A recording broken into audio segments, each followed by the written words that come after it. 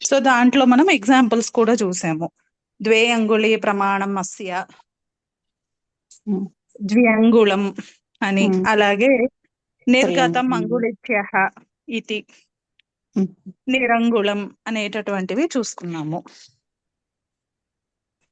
So ఇప్పుడు దాని తర్వాత సూత్రమైన పరశాస్త్రంలో 5-4-87 అహః సర్వైకదేశ సంఖ్యాత పుణ్యాచ్చ రాత్రేః అనే సూత్రం. సో ఈ సూత్రం చేత ఉత్తర పదంలో రాత్రి శబ్దం ఉండాలి. తత్పురుష సమాసము. ఎంత నంబర్? 5-4-87. సర్వ ఏకదేశ సంఖ్యాత పుణ్యాచ్చ రాత్రే. అంటే మనకి సూత్రం చూడంగానే ఇది తత్పురుష అనువృత్తిలో తత్పురుషస్య అని ఉంటుంది. కాబట్టి తత్పురుష ప్రసంగంలో లేదా తత్పురుష సమాసంలో పూర్వ పదాలకు నిమిత్తాలు సూత్రం చెప్పుకున్నామా మనం? ఇది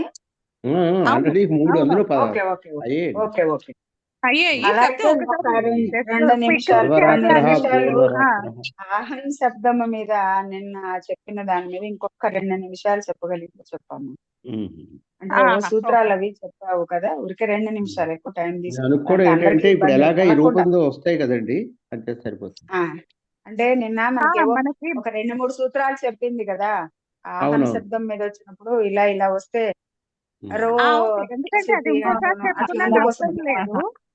అవి మనకి క్లియర్ గా ఉన్నాయంటే అహన్న మీద మనకు వెనకాల ఇంకా 3-4 సూత్రాలు ఉన్నాయి. అక్కడ అన్ని చోట్ల వాడాల్సిందే కాబట్టి అక్కడ హెల్ప్ అవుతాయి.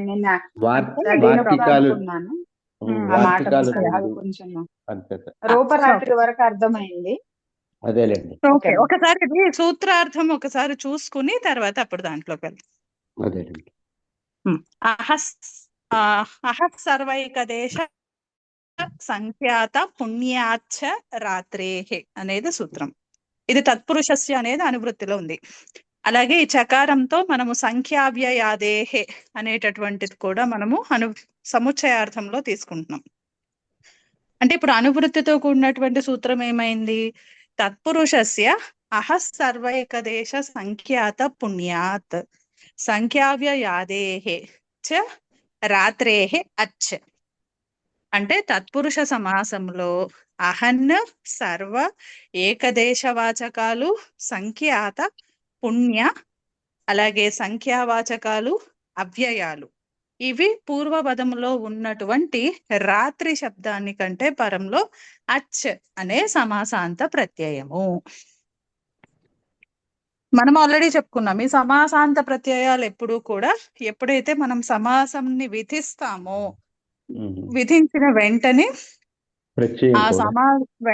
అదే సమయంలోనే మనము ఆ పూర్వపద ఉత్తరపద కాంబినేషన్ కి ఇంకేమైనా సమాసాంత ప్రత్యయాలు అప్లై అవుతాయా అని చెక్ చేసుకుని సమాసాంత ప్రత్యయాన్ని అక్కడే మనం విధించాలి. అలాగే సమాసాంత ప్రత్యయం ఎప్పుడూ కూడా ఆ సమాసం చేసేటటువంటి శబ్ద సముదాయం ఏదైతే ఉంటుందో అంటే సమస్త పద ప్రాతిపదిక, ఆ ప్రాతిపదికకి అంత్య అవయవంగానే వస్తుంది. ఓకే, సో ఇక్కడ మనము అహన్ది చూసాం. నేను ఇంకొక చిన్న పాయింట్ కూడా చూసుకున్నాం అహన్ విషయంలో. ఏమని? అహన్న పూర్వపదంలో ఉన్నప్పుడు రాత్రి శబ్దం ఉత్తర పదంలో ఉన్నప్పుడు ఆ కాంటెక్స్ట్ లో మనకి తత్పురుష సమాసం అయ్యే అవకాశం లేదు. కానీ సూత్రంలో అహన్ అని నిర్దేశం చేత అలాగే ఇంకొక సూత్రం రిఫరెన్స్ కూడా చూసుకున్నాం.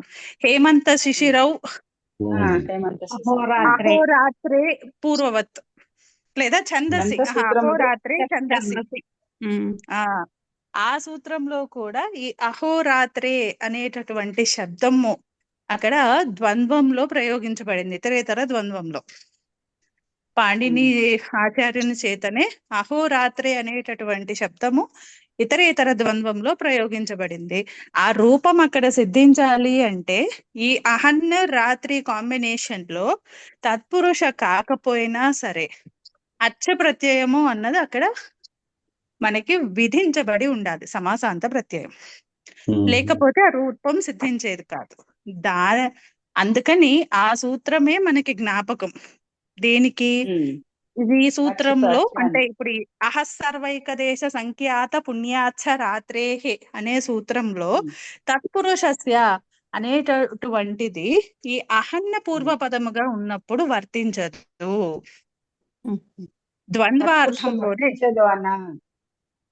తత్పురుషంలో రాదు కదా, మరి రాదు. తత్పురుషంలో రాదు, కానీ ద్వంద్వంలో కనిపిస్తోంది. ఆచార్యులు వారు చెప్పినటువంటి సూత్రంలో, వేరే సూత్రంలో హేమంత శిశిర ఋతౌ, ఇది కరెక్ట్ గా నాకు రాదు, అది ఒకసారి చెప్తారా పార్వతి గారు? అహోరాత్రే ఛందసి. అక్కడ ఏంటంటే ఆ కాన్సెప్ట్ హేమంత శిశిర వసంతౌ, మళ్ళీ అహోరాత్రి. ఓకే, హేమంత ఛందసి అంటే ఆ సూత్రం ఏం చెప్తుందంటే ఛందస్సు విషయంలో ఈ రెండు పదాలు అంటే ఇతరేతర ద్వంద్వం చేస్తే హేమంత శిశిరానికి చేసిన లేదా అహన్నికి రాత్రికి ఇతరేతర ద్వంద్వం చేసిన ఈ రూపాలు ఉంటాయి. ఈ రూపాలు ఎలా ఉంటాయి అంటే మనకి పరవల్లింగానికి ప్రతిషేధంలో ఆ ప్రతిషేధ శాస్త్రంలో వచ్చేటటువంటి సూత్రం ఇది. మామూలుగా అయితే మనకు అహోరాత్ర అనే వస్తోంది కదా మనకి దీంట్లో సమాహారంలో. ఎందుకని రాత్రి శబ్దం వచ్చినప్పుడు రాత్రాన్హాహ పుంసి అని చెప్తున్నాం కదా, సమాహారంలో అలా వస్తోంది. మరి ఇప్పుడు ఇతర ద్వంద్వంలో ఏమవుతుంది? అక్కడ కూడా రాత్రాన్హాహ పుంసి అప్లై అవుతుంది కదా. కేవలం ఏంటి, సమాహారానికి ఇతరేతర ద్వంద్వానికి లౌకిక విగ్రహవాక్యం ఒకటే తేడా. ఇప్పుడు సమాహారం చెప్పినప్పుడు ఏం చెప్పాము? అహశ్చ రాత్రిశ్చ అనయోహ సమాహార అన్నాం. ఇప్పుడు ఇతరేతర ద్వంద్వంలో చెప్పినప్పుడు ఏం చెప్తాము? అహశ్చ అంతే అంతే. ఇప్పుడు రెండు అంటే తేడా అక్కడ సమాహారం ఉంది అంటే ఆ రెండింటిని కలిపి ఒక యూనిట్ లాగా తీసుకుంటాం మనము. సింపుల్ ఎగ్జాంపుల్ లౌకికంగా అందరం ప్రయోగిస్తాం. కాళ్ళు చేతులు కడుక్కురా అంటాం. పాణిపాదం పాణిది అని చెప్పి కదా, పాణిపాదం అని చెప్పి. అక్కడ ఏంటి, చేతులు వేరుగా కాళ్ళు వేరుగా కడుక్కో అని మనం 2 సార్లు చెప్పాం మనం. ఆ చేతులు కాళ్ళు అన్నవి రెండు కూడా సమూహార్థంలో ఒకే యూనిట్ లాగా చెప్తాం. అంటే కాళ్ళు కడుక్కోవడం చేతులు కడుక్కోవడం రెండు కూడా ఒక పని లాగానే. అది సమాహార ద్వంద్వం అండి. అది సమాహారం అంటే రెండు కలగలిపి ఎప్పుడు తీసుకున్నా ఆ యూనిట్ లాగానే జరుగుతుంటుంది పని. ఇండివిజువల్ గా చెప్పాలి, రామశ్చ లక్ష్మణశ్చ వాళ్ళు ఇద్దరు కాబట్టి రాముడు వేరు లక్ష్మణుడు వేరు. ఇప్పుడు అక్కడ రామ లక్ష్మణం అనే సమాహారం చెప్పాం అంటే ఏంటి, మనం ఎప్పుడు అడ్రస్ చేసినా వారిద్దరిని చూపిస్తూ ఉంటాం, ఇద్దరు అక్కడ చేయాలన్నమాట ఆ క్రియ. రెండు ఇండివిజువల్ గా తీసుకుంటే ఇతర ద్వంద్వం అవుతుంది. 2 కాదు 3 కాదు ఏదైనా సరే. అలా ఇండివిజువల్ గా కాదు, మొత్తం వాళ్ళంతా కలిపి ఒక యూనిట్, ఒక బండిల్, వాళ్ళంతా కలిపి ఒక సమాహారము, వాళ్ళే ఒక టీమ్ అంటే అప్పుడు ఏమవుతుంది, సమాహారం అవుతుంది. అంటే క్రియ ఎప్పుడు కూడా ఈ సమాహారార్థంలో ఉన్నటువంటి అందరూ చేస్తారు కదా. ఇప్పుడు మన క్రికెట్ ఉంది, 11 మంది ఉన్నారు. ఇప్పుడు ఆటగాళ్ళు కోహ్లీయో విరాట్ శర్మనో ఎవరో సెంచరీ కొడతారు, అప్పుడు వాళ్ళు మాత్రమే కదా. అదే ఇప్పుడు ఇండియా టీం గెలిచింది, అప్పుడేమంటాము, సమూహార్థంలో చెప్తాం కదా వీళ్ళంతా గెలిచారు అని. అందుకని అదొక్కటే డిఫరెన్స్ మనకి. సమాహారార్థము అంటే అది మొత్తం ఒక యూనిట్ లాగా, అదంతా ఒక సమూహము, ఇదంతా ఒకటి అనేటటువంటి అర్థంలో తీసుకుంటాం. ఇండివిజువల్ గా మాట్లాడినప్పుడు ఇది వేరు అది వేరు అంటూ ఇండివిజువల్ గా మాట్లాడినప్పుడు ఇతర యోగంలో తీసుకుంటాం. మన ఈ ద్వంద్వానికి అంటే ప్రతి దానికి రెండు పాసిబుల్, కాకపోతే కొన్ని ప్రతిషేధాలు చెప్పారు, అవి మళ్ళీ వేరే నియమాల్లోకి వస్తాయి. బట్ బై డిఫాల్ట్ మీరు ఏ ద్వంద్వం చేసినా రెండు, బై డిఫాల్ట్ ఏ ద్వంద్వం చేసినా అక్కడ ఇతర ద్వంద్వం అంటే ఇండివిజువల్ గా చెప్పడము, రామశ్చ లక్ష్మణశ్చ రామలక్ష్మణౌ అని చెప్పడం ఎలాగో అలాగే రామ లక్ష్మణం అనేటటువంటి సమూహార్థం కూడా వికల్పంగా ఉంటుంది రెండు. సో ఇప్పుడు మనకి ఇక్కడ ఏం చూస్తున్నాము, నిన్న మనము ఆ సమూహార్థంలో చూసాం, సమాహారార్థంలో అహోరాత్ర అంటూ కదా. ఇప్పుడు మళ్ళీ మనం అదే రిపీట్ చేయక్కర్లేదు, కానీ మనకు కావాల్సిన అహం సూత్రాలు రివైజ్ అవ్వటానికి అదే ఇతర ద్వంద్వంలో చేద్దాం. అంటే అహశ్చ రాత్రిశ్చ, అది లౌకిక విగ్రహ వాక్యం.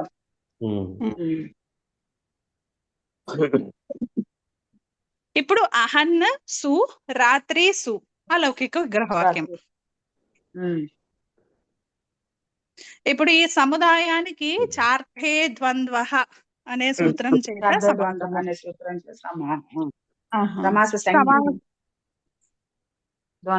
సమాసత్వాత్ ప్రాతిపదిక సంజ్ఞ. ఇప్పుడే కదా వెంటనే అక్కడ మనము ఇక్కడ ఈ అహన్న రాత్ర, అహన్న పూర్వపదంలో ఉంది, రాత్రి అన్నది ఉత్తర పదంలో ఉంది. అలానే మనకి రీజన్ ఇది కూడా తెలుసు, ఇక్కడ తత్పురుష అవసరం లేదు, ఇక్కడ ద్వంద్వంలో మనము ఈ అచ్చు సమాసాంత ప్రత్యయము విధించాలి అని. అందుకని ఈ స్థితిలో అహస్సర్వైకదేశ సంఖ్యాత పుణ్యాచ్చ రాత్రేహే అనే సూత్రం చేత ద్వంద్వార్థంలో ఉన్నటువంటి సమాసంలో అహన్న పూర్వపదము లో ఉన్నటువంటి రాత్రి శబ్దానికంటే పరంలో అచ్. అంటే ఇప్పుడు అహన్న సు రాత్రి సు అచ్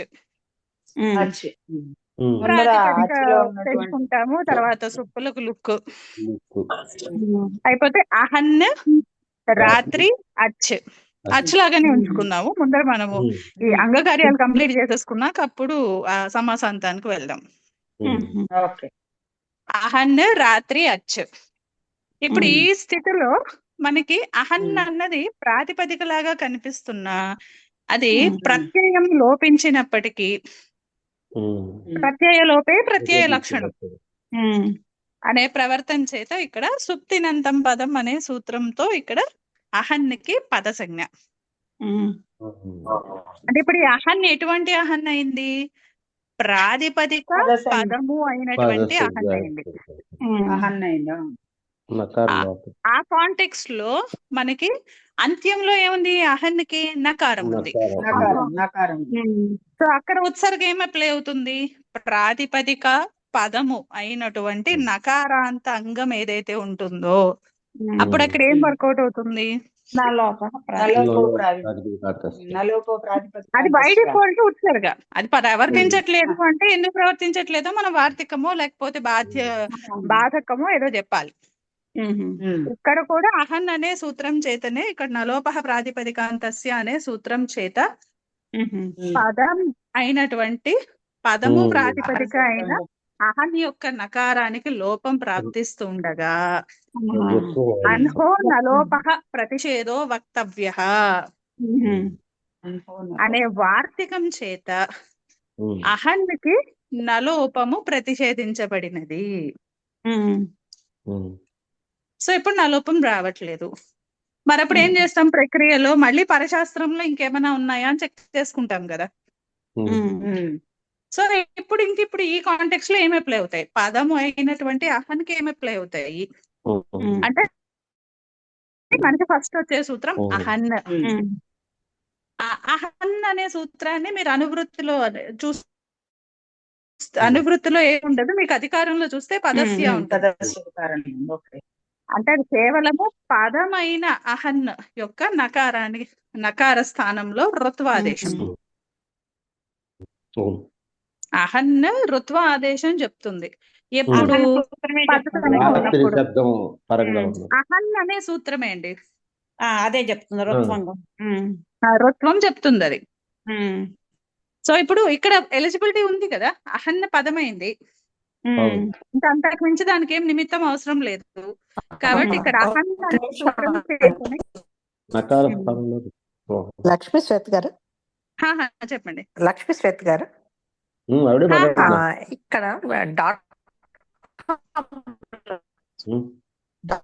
.com లో చూస్తున్నాను. ఇది రూపరాత్రి అవునండి. అవునండి. ఇంకా రాత్రంతరేయం అవును, చెప్తారు, త్వం చెప్తారు. వాచ్యం అని కంప్లీట్ వార్తికంలో కాదు, బాధకాల్లోనే అహం ఉన్నాం ఇంకా శబ్దం కంప్లీట్ బాధకాల్లో కాదా. ప్రకారానికి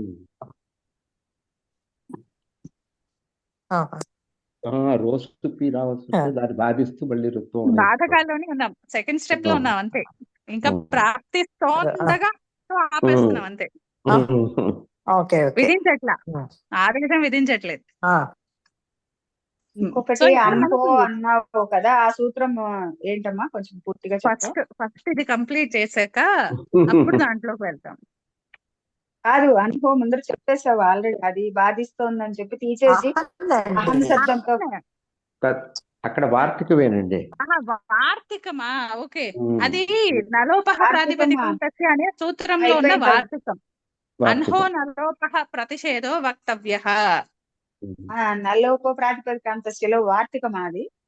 వార్తికం.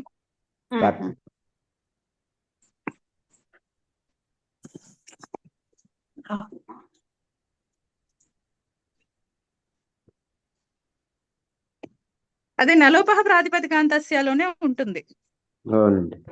చూస్తాను అయితే. అంటే నేను డైరెక్ట్ గా సూత్రం లాగా రాసుకున్నాను, ఆ సూత్రం కొడితే రావట్లేదు, అందుకని అనుమానం వచ్చి అడిగా. ఓకే ఓకే, సో ఇప్పుడు మనం ఎక్కడున్నాము? అహన్. ఇప్పుడు ఈ కాంటెక్స్ట్ లో మనకి అహన్ అనే సూత్రం ప్రవర్తించాలి కదా, పదసంజ్ఞ ఉంది అహన్కి, ఇంకా అంతకు మించి సూత్రం ప్రవర్తించడానికి నిమిత్తాలు ఏం అవసరం లేదు.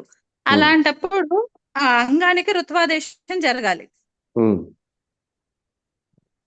అంటే ఇప్పుడు అలోంత్యస్య అనే పరిభాషతో అక్కడ నకార స్థానంలో రుత్వము రావాల్సి ఉండాలి.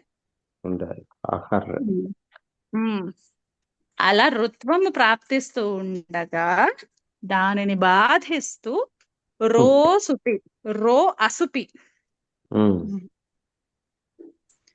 ఆ సూత్రం ఏం చెప్తుంది? అహన్ పదసంజ్ఞ ఉన్నటువంటి అహన్ కంటే పరంలో సుప్ అంటే ఈ సుప్పు ప్రత్యాహారం అన్నమాట. సో ఇప్పుడు సుప్పు ప్రత్యాహార అంటే సుప్పు ప్రత్యయాలు ఏవి విధించనప్పుడు రేఫ్ ఆదేశంగా వస్తుంది. అహన్నేమో రుత్వం చెప్తోంది, రోసుపి ఏమో కాదు, రుత్వం కాదు, ఇక్కడ రేఫ్ రావాలి అని చెప్తోంది. కానీ సుప్పు ప్రత్యయం పరంగా ఉన్నప్పుడు, పరంగా లేనప్పుడు అసుపి పరంగా కదా. లేనప్పుడు అసుపి. సో ఇక్కడ మనకి వెంటనే ఫస్ట్ డౌట్ వచ్చేస్తుంది, అదేంటండి మీరు పరంలో లేదని చెప్తారేంటి, లుక్ అయిపోయినా అక్కడ ప్రత్యయం ఉన్నట్టే కదా కదా. ఇప్పుడు అక్కడ సుపోధాతు ప్రాతిపదికయో అనే సూత్రం చేత అహన్ సు ఉన్నప్పుడు అసు ప్రత్యయం లుక్ అయిపోయింది. లుక్ అయిపోయినంత మాత్రాన విధించలేదు అని కాదు కదా. మరి అలాంటప్పుడు ఈ సూత్రం ప్రవర్తించకూడదు కదా, రో అసుపి అనే సూత్రము కదా. అందుకని చెప్పి ఈ సూత్ర ప్రవర్తనకి మనకి భాష్యకారులు ఒక దాన్ని సెంటెన్స్ అనాలో వార్తికం అనాలో తెలియదు, ఒక స్టేట్మెంట్ ఇచ్చారు. ఏమని? మీరు అది ఆన్లైన్ లో రో అసుపి అనే సూత్రం ఓపెన్ చేసి లాస్ట్ పార్ట్ 1 పారాగ్రాఫ్ లో మీకు స్టేట్మెంట్ కనిపిస్తుంది. అన్హో రవిధౌ లుమతా లుప్తే ప్రత్యయ లక్షణం న భవతి.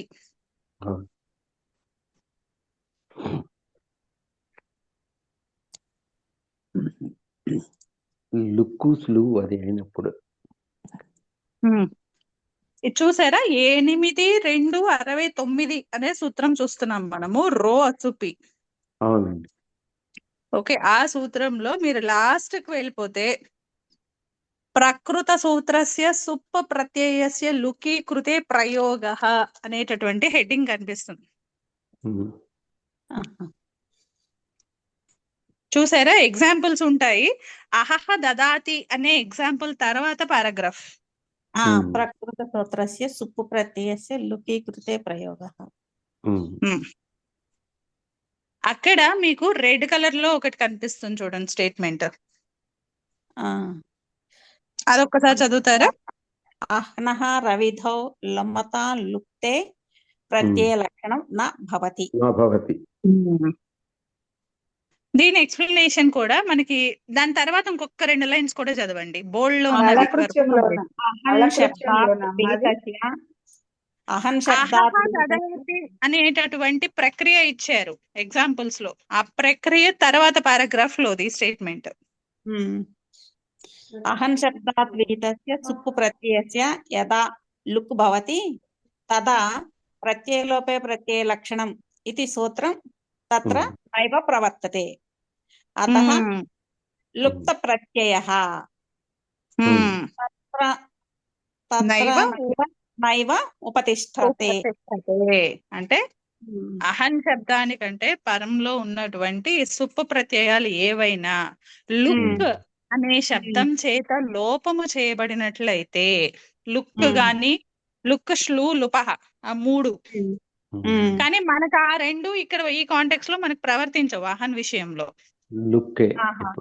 లుక్కే ప్రవర్తిస్తుంది.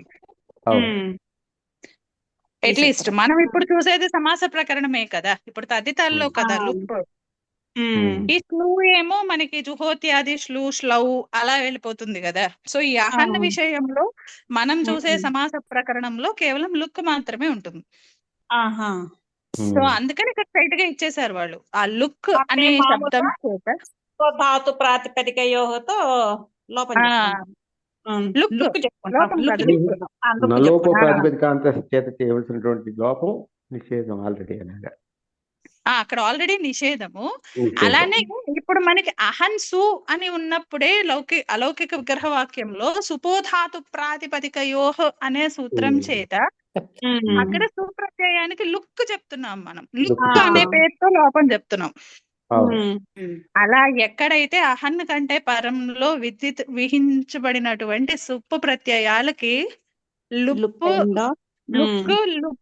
శ్లు అనే పేర్లతో లోపము చెప్తామో అక్కడ ప్రత్యయ లక్షణము ఈ రవిధి అంటే ఈ సూత్రంకి, ఈ రో అసుపి అనే సూత్రానికి ప్రత్యయ లక్షణం అక్కడ ప్రవర్తించదు. అంటే అక్కడ సుప్రత్యయం ఉన్నట్టు కాదు.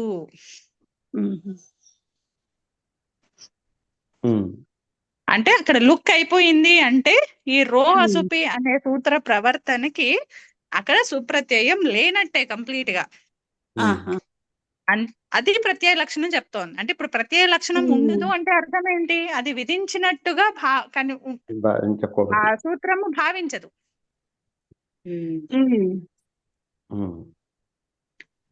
అందుకని ఏమైంది, ఎప్పుడైతే లుక్ అయిపోయిందో అహన్సు అనే అంటే అలౌకిక విగ్రహ వాక్యంలో ఎప్పుడైతే సుపోధాతు ప్రాతిపదికయోహ అనే సూత్రం చేత ఎప్పుడైతే లుక్ అయిందో ఈ రోసుపి అనే సూత్రం ప్రవర్తించడానికి అక్కడ అసుపి అనే పోర్ట్ఫోలియో సరిపోతుంది.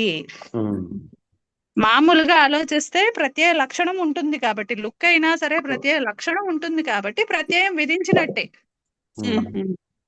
కానీ ఈ రో అసుపి అనే సూత్రము ప్రవర్తించడం కోసము ఈ కాంటెక్స్ట్ లో ఒకవేళ ప్రత్యయము లుక్ సుప్పు ప్రత్యయాలు లుక్ అయినప్పుడు అక్కడ ప్రత్యయం ఉండదు. ఇప్పుడు అది అసుపి అని చెప్పుకోవచ్చు. అప్పుడు ప్రత్యయం ఉండదు అంటే అంతే కదా. అప్పుడు ఏం రావాలి? రో అసుపి అనే సూత్రం చేత రేఫ్ ఆదేశం రావాలి కదా. అలా రేఫ్ ఆదేశము ప్రాప్తిస్తూ ఉండగా దానిని బాధిస్తూ రూప రాత్రి రథంతరేషు ఋత్వం వాచ్యం. మీకు ఇందులోనే ఉండొచ్చు. మీరు ఇప్పుడు స్క్రోల్ చేస్తే మీకు పింక్ కలర్ లో వాక్యం కనిపిస్తుంది. కిందకి ఇంకొక 2 లైన్లు కిందకి వస్తే ఉంది అక్కడ. అసుపి ఇది ప్రయోజ్య ప్రతిషేధ అని చెప్పిన దాని తర్వాత వార్తికం. అదే పింక్ కలర్ లో వార్తికం క్లియర్ గా కనిపిస్తుంది. కొంచెం స్క్రోల్ చేస్తే మీకు పింక్ కలర్ లో వార్తికం ఉంటుంది. ఆ, రూప రాత్రి రథంతరేషు రుత్వం వాచ్యం. అంటే ఉపసంఖ్యానం ఏదండి ఉపసంఖ్యానం అన్నారు అందులో. వాచ్యం అని వాచ్యం. ఉపసంఖ్యానం కాదు, వాచ్యమే. ఉమ్. ఇప్పుడు ఉపసంఖ్యానం అంటే సరే. ఏంటంటే వీటిని కూడా కన్సిడర్ చేసుకోండి అని చెప్పడం. అంటే ఇందులో రబ్బావర్దాలు ఇక్కడ ఉపసంఖ్యానం అని ఇచ్చారు. అచ్చా. ఆహా, ఓకే. అయితే ఐడియా లేదండి. అంటే ఈ కండిషన్ లో అయితే ఇలాగే చెప్పాలి కదా. అచ్చా. లేకపోతే ఏంటంటే ఆల్రెడీ ఉన్న లిస్ట్ కి మనం వీటిని కూడా వాటితో పాటుగా చేర్చుకోండి అని చెప్పేటప్పుడు చెప్తాం మనం ఉపసంఖ్యానం అని. ఓకే. ఇప్పుడు ఇవాళ పొద్దున్న సూత్రం చూశారు కదా, తొంద శోకయో, ఆ సూత్రంలో మనకి వార్తికం ఉంది. ఏది ఆ మూల విభుజాదిభ్యో ఉపసంఖ్యానం కవిత కప్రకరణి అందులో ఉపసంఖ్యానం ఉపసంఖ్యానం చెప్పారు. అవును. ఆ ఉపసంఖ్యానం అంటే అక్కడ అర్థం ఏంటి, ఆల్రెడీ ఏవో కాంటెక్స్ట్ లో మీరు క ప్రత్యయ విధానం చెప్పారు, ఆ కాంటెక్స్ట్ కి ఈ పదాలను కూడా యాడ్ చేసుకోండి. ఓకే. ఓకే. సో ఇప్పుడు అలా యాడ్ చేసుకునే కాంటెక్స్ట్ ఈ మనము కాదు. అహంత రోసుపి ఈ రూపరథాంతరేషు రుత్వం వాచ్యం దీంట్లో లేదు, ఆ అర్థం లేదు ఇక్కడ. ఇదేంటంటే ఇలాంటివి పరంలో ఉన్నప్పుడు అహన్న కంటే పరంలో సప్తమిలో ఉన్నాయి చూడండి అవన్నీ. రూప రాత్రి రథంతరేషు అవును. అక్కడ అవి అన్ని ఇతరేతర ద్వంద్వంలో ఉన్నాయి, బహువచన రూపం సప్తమి. అంటే అహన్న కంటే పరంలో రూప రాత్రి రథ ఇంకోటి ఉందా అంతరే లేదండి, అంతే. అంతరే రథంతర రథంతర శబ్దం, రూప రాత్రి రథంతర అనే శబ్దాలు ఉన్నప్పుడు ఇక్కడ రుత్వమే చెప్పాలి. ఓకే. అంటే అహన్నలోని నకార స్థానంలో రుత్వమే చెప్పాలి.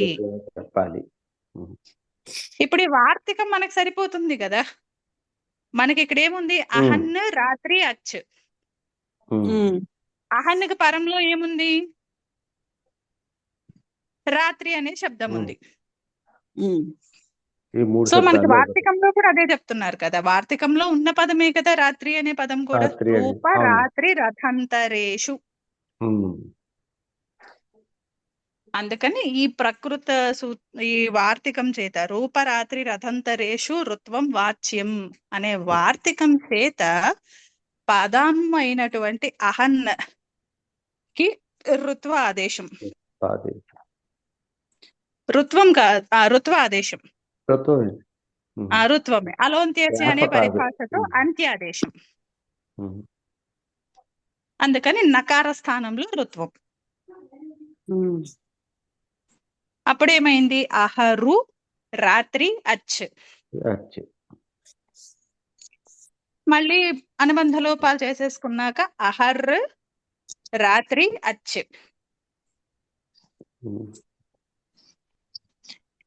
అప్పుడేముంది మనకి కాంటెక్స్ట్, రుత్వం ఉంది, అహరులో రుత్వం ఉంది, ఆ రుత్వానికి పూర్వంగా హ్రస్వ అకారం ఉంది, రుత్వానికి పరముగా రేఫ అనేటటువంటి హస్వర్ణం ఉంది, హయవరట్లోదే కదా హస్వర్ణం ఉంది.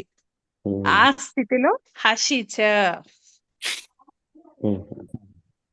అనే సూత్రం ప్రవర్తించి ఆ రుత్వ స్థానంలో ఉకారాదేశం. అప్పుడు ఆహా ఉ రాత్రి అచ్.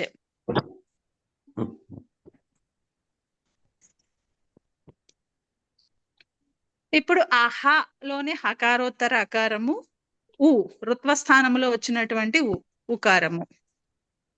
ఆద్గుణ అనే సూత్రం చేత గుణము ఏకాదేశం అవుతుంది. అప్పుడు అహోరాత్రి అచ్.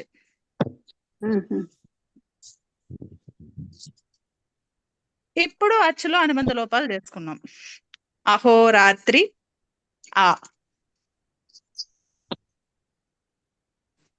యచిభం అనే సూత్రం చేత పూర్వానికి భసంజ్ఞ.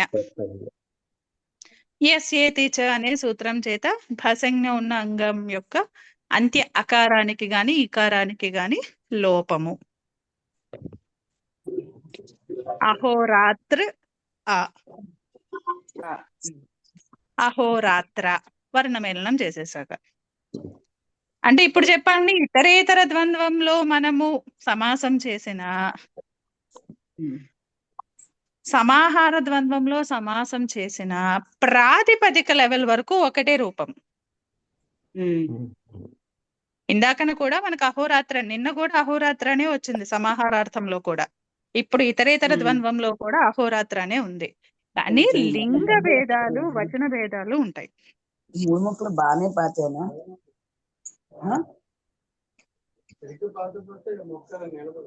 అది ఈ రెండు అది ఎప్పుడు ఉన్నది. విజయశ్రీ గారు మ్యూట్ చేసుకోవాలి. ఓకే, సో ఇప్పుడు కాంటెక్స్ట్ లోకి వద్దాం. అహోరాత్ర అన్నది ఇతరేతర ద్వంద్వం అయింది. ఇతరేతర ద్వంద్వంలో ఏమని చెప్పుకున్నాము? అవయవాల బట్టి వెళ్తుంది అని చెప్పుకున్నాం మనం. ఉమ్, ఇక్కడ ఎన్ని అవయవాలు ఉన్నాయి? నెంబర్ ఎన్ని? అహహ రాత్రిహి. ఎన్ని? 2. అంటే ఇప్పుడు మనకి సమస్త పద ప్రాతిపదిక కూడా ద్వివచనంలో ఉంటుంది. లింగం మనం సమాహారార్థంలో ఏం చెప్పుకున్నాము? నపుంసకలింగం అని చెప్పుకున్నాము. కానీ ఇక్కడ సమాహారార్థం లేదు కాబట్టి ఉత్సర్గ సూత్రం. ఉత్సర్గ ఏంటి? పరవల్లింగం ద్వంద్వ తత్పురుషయోహతో ఉత్తర పద లింగమే రావాలి. రావాలి రాత్ర అనే దానికి ఉత్తర పద లింగమే రావాలి. తర్వాత మళ్ళీ ఏం జరుగుతోంది? అపవాదత్వంతో రాత్రాన్హోహ పుంసి అనే సూత్రం కూడా చూసాం కదా. అదేం చెప్తుంది? కండిషన్స్ ఏమీ చెప్పదు. నాకు ఎటువంటి సమాసమైనా నాకు అనవసరం. నాకు కేవలము ఆ ప్రాతిపదిక అంత్యములో రాత్ర అనేటటువంటి అదంత శబ్దము, అన్హ అనేటటువంటి అదంత శబ్దము, అహ అనేటటువంటి అదంత శబ్దము ఉన్నప్పుడు మాత్రం ఆ ప్రాతిపదిక పుల్లింగంలోనే ఉంటుంది. మరి అప్పుడు ఏం జరగాలి? ఇక్కడ కూడా రాత్రాన్హాహ పుంసి ప్రవర్తించి ఈ అహోరాత్ర అనే ప్రాతిపదిక పుంలింగంలో ద్వివచనంలోనే ఉండాలి కదా. అప్పుడు ద్వివచనంలో ఉంటే రూపం ఏమవుతుంది? అహోరాత్రౌ అవుతుంది కదా. అది అనిష్ట రూపం అన్నమాట. అందుకని మనకి హేమంత శిశిరౌ అహోరాత్రే చ ఛందసి అన్నారు కదా. ఇది మామూలు లౌకికంగా అహోరాత్ర ఓకే, కానీ ఛందస్సు విషయంలో ఈ రూపం కరెక్ట్ కాదట. అందుకని ఆ సూత్రం చెప్పి ఏం చెప్తారు? అహోరాత్ర అనే ప్రాతిపదిక సిద్ధిస్తే గనక అది ఇతరేతర ద్వంద్వంలో ఉన్నప్పుడు పరవల్లింగానికి బాధకంగా చెప్తారు ఆ సూత్రాన్ని. అంటే ఇక్కడ పరవల్లింగం ప్రవర్తించకుండా ఆ సూత్రం చేత ఛందస్సు విషయంలో పూర్వవత్ లింగాన్ని తీసుకుంటుంది. ఇప్పుడు పూర్వపదం ఏంటి? అహన్. అహన్ ఏ లింగంలో ఉంటుంది? నపుంసకం. అంటే ఇప్పుడు అహోరాత్ర అనేటటువంటి ఈ ఇతరేతర ద్వంద్వములో ద్వివచనములో ఉండేటటువంటి ప్రాతిపదిక నపుంసక లింగంలో ఉంటుంది. అహోరాత్రం అవుతుంది అనమాట. ద్వివచనం. అహోరాత్రేనా? అహోరాత్రే. ఇప్పుడు మీకు ఆ సూత్రంలో వచ్చింది ప్రాతిపదిక సరిపోయిందా? అహోరాత్రే అని ఇచ్చారు కదా సూత్రపట్నంలో. అవును.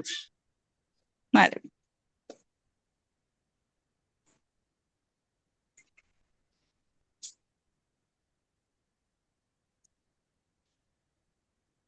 ఇప్పుడు ఇది క్లియర్ గానే ఉందా అండి? ఇది నలోపహ ప్రాతిపదికాంతస్యతో నలోపము, తర్వాత దాన్ని ప్రతిషేధిస్తూ వార్తికము, అన్హో నలోపహ ప్రతిషేధో వక్తవ్య అనేటటువంటి వార్తికంతో నలోపానికి నిషేధము.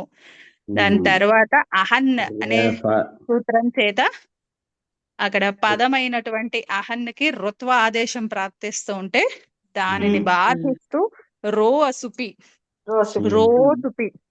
కానీ అక్కడ మనకి రోసుపి. పూర్వ రూపం వలన తెలియట్లేదు, అది రో అసుపి అనే సూత్రం చేత సుప్రత్యయము పరముగా లేనటువంటి పదమైనటువంటి అహన్ అనే అంగానికి శబ్దం కంటే పరంగా రేఫ ఆదేశము ప్రాప్తిస్తూ ఉండగా దానిని బాధిస్తూ రూపరాత్రి రథంతరేషు ఋత్వం వాచ్యం అనే వార్తికం చేత పదమైనటువంటి అహన్ కంటే పరములో రూప రాత్రి రథంతర అనే శబ్దాలు ఉన్నప్పుడు అహన్ యొక్క నకార స్థానములో ఋత్వమే చెప్పాలి.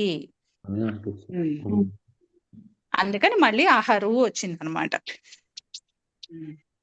ఇప్పుడు మళ్ళీ ఒక చిన్న ప్రశ్న, నిన్నే మనం ఆల్రెడీ డిస్కస్ చేసుకున్నాము. ఇక్కడ ఇంత కాల్ ఎందుకు పడాలి? ఋత్వంలో కూడా అనుబంధ లోపాలు చేస్తే రేఫే కదా వచ్చేది కదా. ఇప్పుడు రేఫ్ ఆదేశం చేసినా రేఫే శేషిస్తోంది, ఋత్వం చేసి అనుబంధ లోపాలు చేసినా రేఫే ఉంటుంది కదా. మరి ఎందుకు ఇంత జంజాటన? రోహు అసుపి అన్నారా?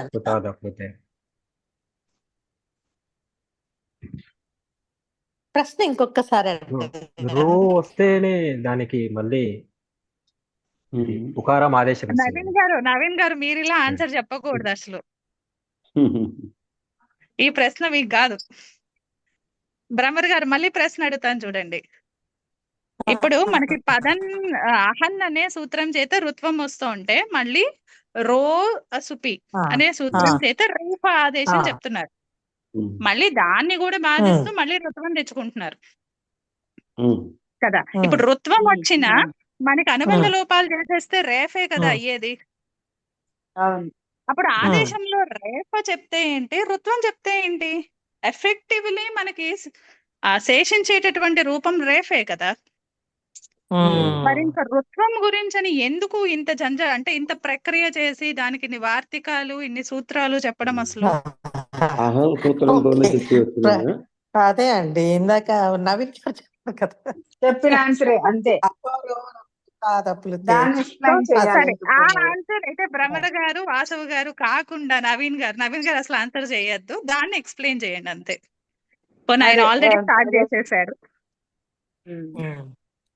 దాన్ని. ఇంకొక పాయింట్ అందించాను అంతే. ఆల్రెడీ పాయింట్ అందించడం ఏంటి, జస్ట్ ఊరికే స్టేట్మెంట్ లో ఒక 2 పదాలు వదిలేసినట్టున్నారు అంతే, మిగిలిన అన్ని చెప్పారు. కాకపోతే ఒక వివరణ ఇవ్వండి అంతే, ఎవరైనా సరే. అక్కడ ఋత్వం వస్తే ఏమై ఉండేది, ఆ ఋత్వం కాకుండా రేఫ వస్తే అక్కడ ఏమయ్యేది? నాకు రూపంలో తేడా చూపించండి. పోనీ నాకు సూత్రాలు వద్దు, రూపంలో తేడా చూపించండి. హకారానికి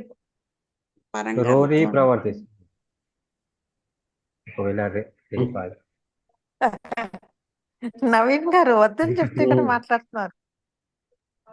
అలాగే సారీ. అంటే అలా కాదంటే జనరల్ గా ఆలోచిస్తారు అని అడగడం అంతే, జస్ట్ థాట్స్ ట్రిగర్ చేయడానికి.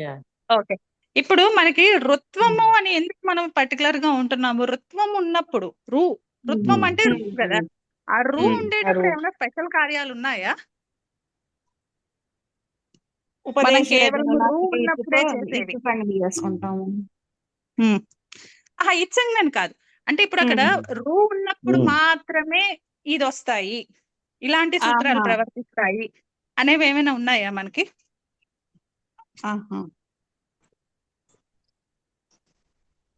రూ ఉన్నప్పుడే గుణం వస్తే చేస్తామండి, తర్వాత ఉన్నని ఎణదేశం కూడా చేస్తాం కదా. అంటే అది ఒకసారి చెప్తారా, నాకు అది అర్థం కాలేదు. అంటే ఇప్పుడు గుణము ఎట్లాగా, ఎణాదేశం ఎట్లాగా? ఎణాదేశం అంటే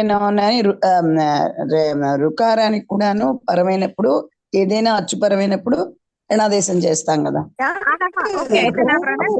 ప్రాబ్లం అనుకుంటా. నేను ఋత్వం అంటే ఈ రేఫ ఉకారాల గురించి చెప్తున్నానండి. ఈ రు అనే అచ్చు కాదు, రేఫ ఉకారాలు. మనకి ఆ పేరుతో ఒక ప్రకరణం కూడా ఉంది కదా, ఋత్వ ప్రకరణం ఉంది. ఆ ఋత్వం ఇప్పుడు కొంచెం హింట్ కూడా వచ్చేసింది చూడండి మీకు. బాగా అంటుకోవట్లే ఇంట్లో. అవును, ఋతువం అంటేనే సరే, ఓకే. రుకారం, ఇప్పుడు ఉకారం కలిపి రామస్ ఋతువం అవుతుందండి. రుకారము గచ్చతి. అంటే ఓన్లీ ఇదే కదా, రామో గచ్చతి, రామస్ ఋతువం గచ్చతి, ఒక్కటే వస్తుంది రామస్ కదా. గచ్చతి, సకారం రామస్ గచ్చతి, ఒక్కసారి ఋత్వం వచ్చి రామ. విజయశ్రీ గారు ఒకసారి రిపీట్ చేయరా, నేను మిస్ అయ్యాను. ఏం లేదండి, ఋతువం అంటే రకారము, రేఫా ప్లస్ ఉకారము రెండు కలిపింది ఇక్కడ రేఫా ఋతువం అవుతుందండి. ఈ రుకారం అరుకారం అనేది ఏంటంటే ఇది ఓన్లీ మీకు అచ్చుల్లో వచ్చేది అనమాట. ఇది ఓకే నేను ఓకే, సరే, కరెక్టే. సరే, అయితే ఈ ప్రక్రియ ఒక్కసారి చూడండి ఎవరైనా. రామస్ గచ్చతి, రామో సంఖ్యలో గచ్చతి కార్యాలు వస్తుందా ఏమొస్తాయి? ఫైనల్ గా? రామో గచ్చతి, ఓకే అండి. రామ. ప్రక్రియలోకి వెళ్తే మీకు అక్కడ వెంటనే ఆన్సర్ కూడా మీరే చెప్పేస్తారు. అదే ఋత్వ విసర్గలు వస్తాయి. ఆహా, ఓకే. ఋత్వ విసర్గ దాకా విసర్గలు. వెళ్ళకండి. ఓకే, అయితే రామస్సు, రామస్ గచ్చతి. రామర్రు అక్కడతో ఆగదు. ఓకే, కాదు, ఒకసారి వరుసగా సూత్రాలు చెప్పండి పోనీ. ఇప్పుడు రామస్ గచ్చతి ఉందండి సంహితలో. ఓకే, ఇప్పుడు ఏం చేస్తారు? నెక్స్ట్ స్టెప్ ఏంటి? ఇప్పుడు సకారం ఏమవుతుంది? సజుషోరు సూత్రం. ఋత్వం. ఓకే, అంటే రామరు గచ్చతి అయింది. ఇప్పుడు నెక్స్ట్ స్టెప్ ఏంటి? రామర్. ఓకే, అనుబంధ లోపాలు చేశారు, రామర్ గచ్చతి అయింది. ఓకే, గచ్చతి. తర్వాత రామః గచ్చతి. రావాలి మరి. ఓకే, అయితే ఇక్కడ మనకి ఆ సెట్ సరే అయితే ఓకే. ఒకసారి అయితే ఇది ఓపెన్ చేయండి మీరు. అతోరోరప్లుతాదప్లుతే ఓపెన్ చేయండి. ఆ సూత్ర సంఖ్య ఎంతండి? 6 1 113 అండి. అదే సూత్ర సంఖ్య అంటే ఒక్కసారి అండి శర్మ గారు. 6 1 2 113. ఓకే, అప్లుత రోహు అప్లుతాత్ అప్లుతే. ఓకే, ఈ సూత్రం ఏం చెప్తుంది అన్నది పక్కన పెట్టేసిన మనకి ఆ రోహో ఉంది చూసారా? ఆ రోహో నిర్దేశం ఎప్పుడు కూడా ఈ ఋత్వము నిర్దేశమే. అది ఋత్వం యొక్క షష్ఠి ఏకవచనం. అంటే ఋత్వం ఉన్నప్పుడే, రేఫ ఉన్నప్పుడు ఈ సూత్రాలు పనిచేయవు. ఋత్వం ఉన్నప్పుడు మాత్రమే ఈ సూత్రాలు పనిచేస్తాయి. ఓకే, సో ఇప్పుడు ఈ సూత్రం ఏం చెప్తాను మీకు? అతోరోరప్లుతాదప్లుతే ఋత్వము, ఋత్వానికి పూర్వముగా అప్లుతమైనటువంటి హ్రస్వ అకారము. పరంగా కూడా దానికంటే పరములో అప్లుతమైనటువంటి హ్రస్వ అకారము అప్పుడు ఉకారం ఆదేశం ఉన్నప్పుడు ఋత్వ స్థానములో ఉకార ఆదేశం. ఋత్వ స్థానంలో ఉకార ఆదేశం. పరసూత్రమే హషీచ. అవును, అంటే ఇప్పుడు ఇదే రోహ అనువృత్తి దాంట్లో కూడా వెళ్తుంది కదా. అవును, అంటే అప్పుడు సూత్రం ఏమైంది? ఋత్వము, ఋత్వానికి పూర్వముగా అప్లుతమైన హ్రస్వాకారము, పరములో హసివర్ణాలు ఉన్నప్పుడు ఋత్వ స్థానంలో ఉకారాదేశం. అంటే ఇప్పుడు ఈ సూత్రాలన్నీ కూడా ఋత్వ స్థానంలోనే వస్తున్నాయి, రేఫ స్థానములో కాదు. అంటే ఇప్పుడు అక్కడ మనకి అహరు అని ఉన్నప్పుడు మాత్రమే మనకి రాత్రి పరంలో ఉన్నప్పుడు అక్కడ హషీచ ప్రవర్తిస్తోంది. ఇప్పుడు అక్కడ అహర్ అని రేఫ ఉందనుకోండి, అప్పుడు హషీచ ప్రవర్తించదు. మరి హషీచ పని చేయకపోతే ఏం జరుగుతుంది? అక్కడ రేఫకు రేఫ పరంగా ఉన్నప్పుడు ఏమైనా కార్యాలు ఉన్నాయా?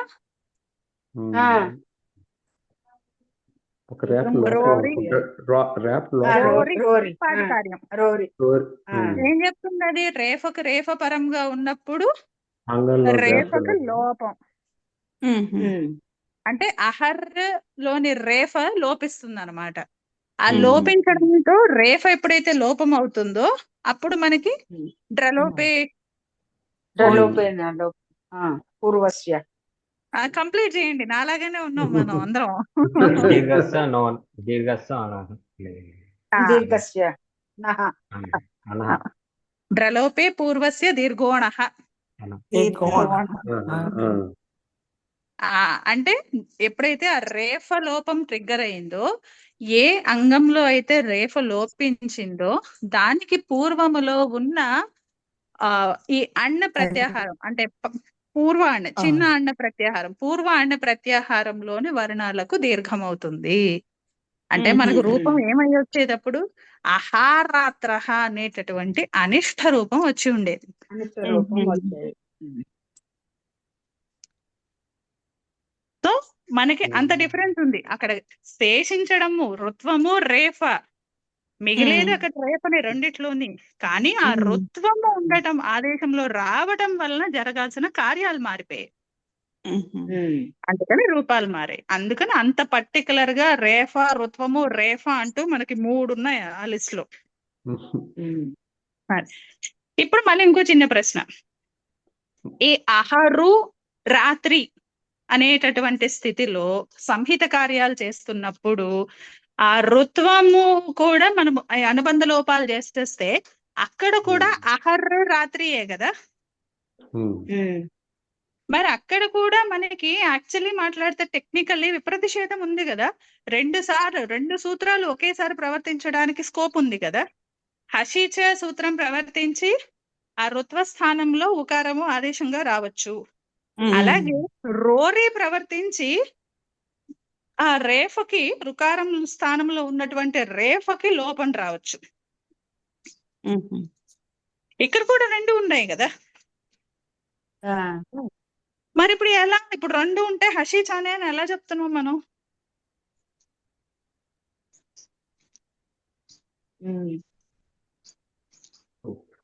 ఇప్పుడు హషీచ ఎక్కడిది? 6-1లోది కదా.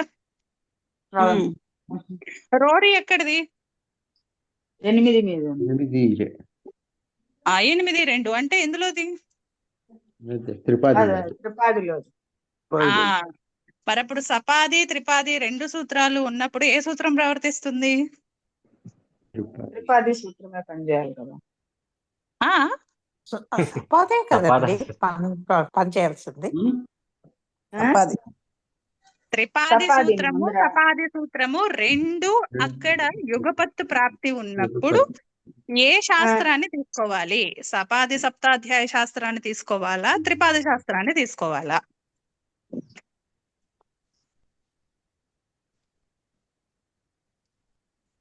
సపాది అండి. సపాదా? ఓకే, ఎందుకని?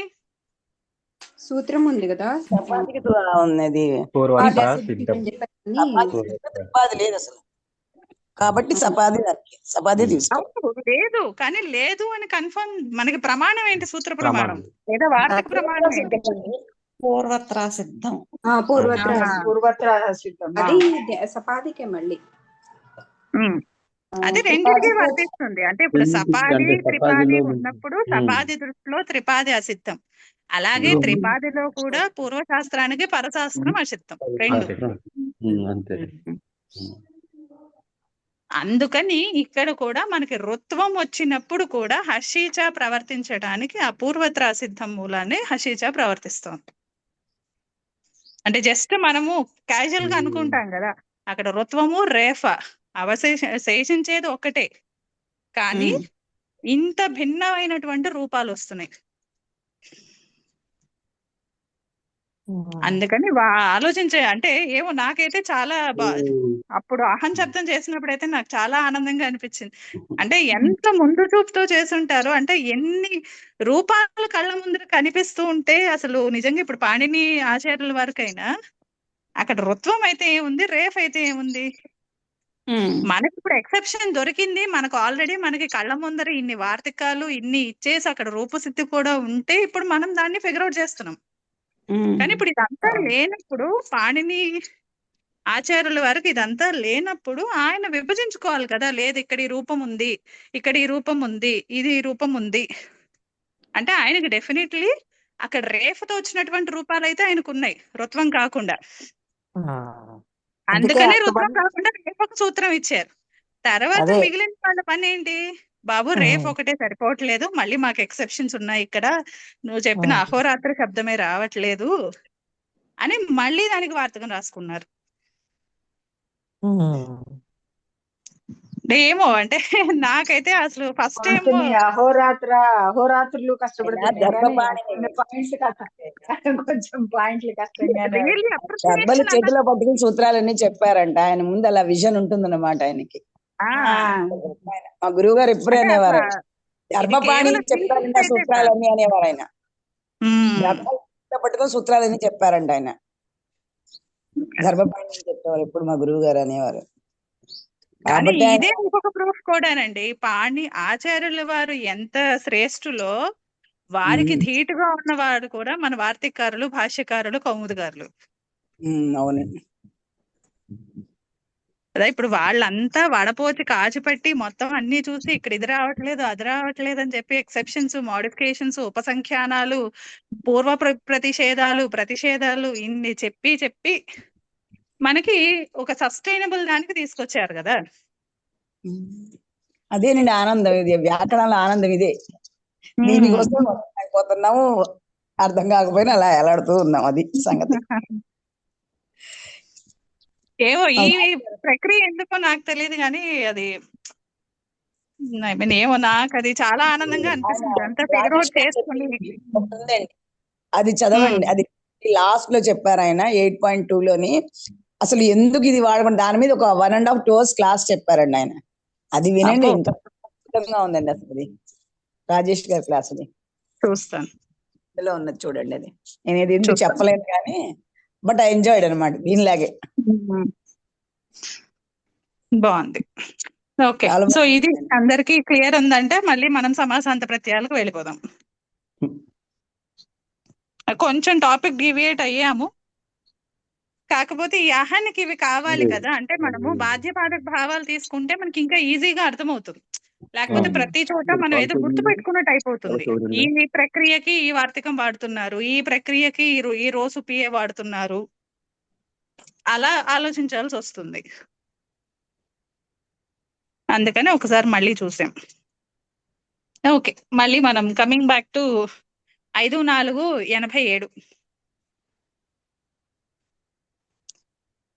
సో ఇక్కడ మనము అహన్ ఆల్రెడీ నిన్న చూసాము, మళ్ళీ ఇవాళ కూడా రివైజ్ చేసుకున్నాము. సర్వశబ్దము నిన్న చూసాము, ఏకదేశ వాచకాలు చూసాము. సో ఇప్పుడు సంఖ్యాత అంటే కౌంటెడ్, గణించబడిన. ఇప్పుడు అది పూర్వ పదంలో ఉన్నప్పుడు, రాత్రి ఉత్తర పదంలో ఉన్నప్పుడు ప్రక్రియ చూస్తున్నాం.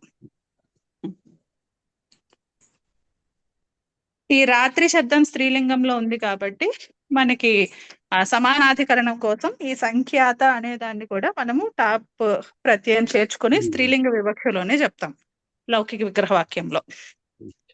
అందుకని సంఖ్యాత రాత్రి.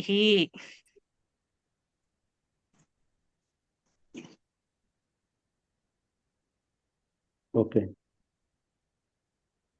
సో ఇప్పుడు మనకి ఇక్కడ సమానాధికరణం ఉంది, అలాగే ఇది విశేషణం లాగా గ్రహించాలి. ఇంకా ఆ రాత్రికి విశేషణం అన్నమాట. ఎటువంటి రాత్రి? గణించదగిన రాత్రి, అంటే దట్ క్యాన్ బి కౌంటెడ్. అంటే అది ఫుల్ నైట్ అని చెప్పడం వాళ్ళ ఉద్దేశం. అంటే ఇప్పుడు మనం రాత్రులు ఎప్పుడు లెక్క పెడతాము, 3 రాత్రులు, 4 రాత్రులు, 5 రాత్రులు అని. ఏదైనా ఇంత డ్యూరేషన్ లో ఒక పని జరుగుతోంది అని చెప్పేటప్పుడు లెక్క పెడతాం.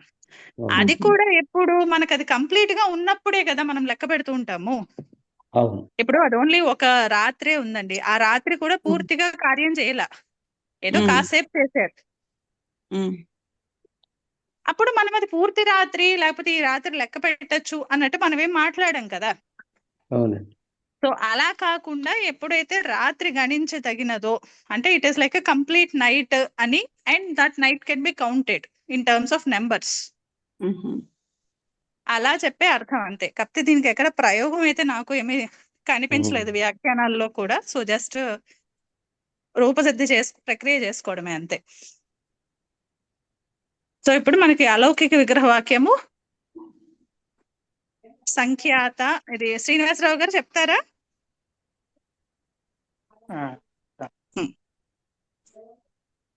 సంఖ్యాత సు రాత్రి సు విశేషణం విశేషేణ బహుళం అనే సూత్రం చేత దీనికి సమాసంజ్ఞ మరియు కర్మధారయం.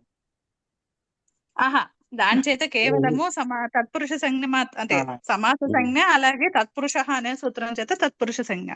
మళ్ళీ సమానాధికరణానికి ఇంకో సూత్రం, తత్పురుష సమానాధికరణ కర్మధారయ అనే సూత్రం చేత కర్మధారయ.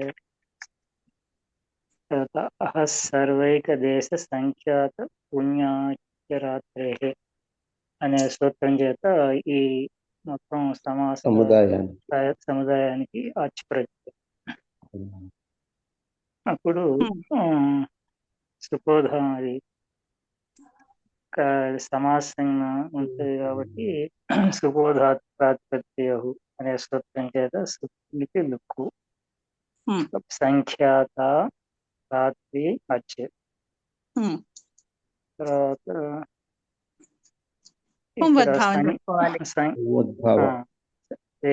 పర్వాలే సరే. పుమత్ కర్మధారయ జాతీయ దేశేషు అనే సూత్రం చేత ఈ సంఖ్యాత అనేటువంటి శబ్దానికి భాషిత పుంస్కమైనటువంటి సంఖ్యాత శబ్దానికి పుమద్భావం వచ్చి సంఖ్యాత అంటే దాంట్లో ఉన్న స్త్రీ ప్రత్యయము లోపిస్తుంది. సంఖ్యాత నివృత్తి రాత్రి వచ్చే.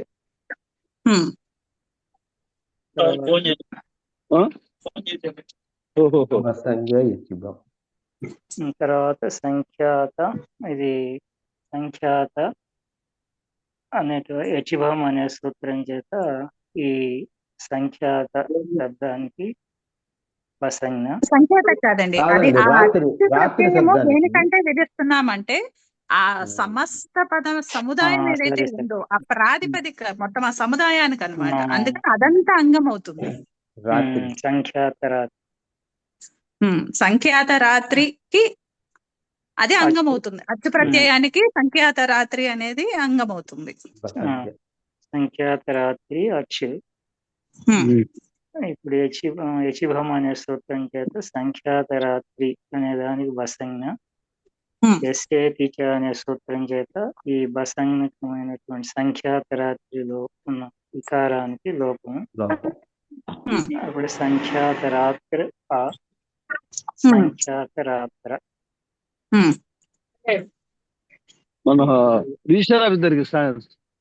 పరవలింగం ద్వంద్వ తత్పురుషయోహు అనే సూత్రం చేత ఈ సంఖ్యాత రాత్ర అనే సమస్త పదానికి స్త్రీలింగం ప్రాప్తిస్తూ ఉండగా రాత్రాన్ కాదా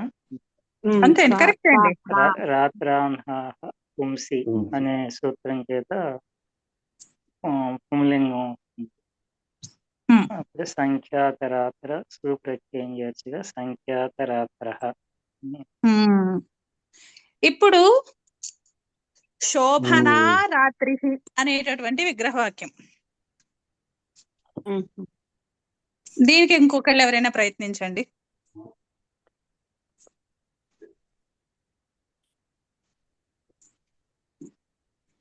శోభనా రాత్రి.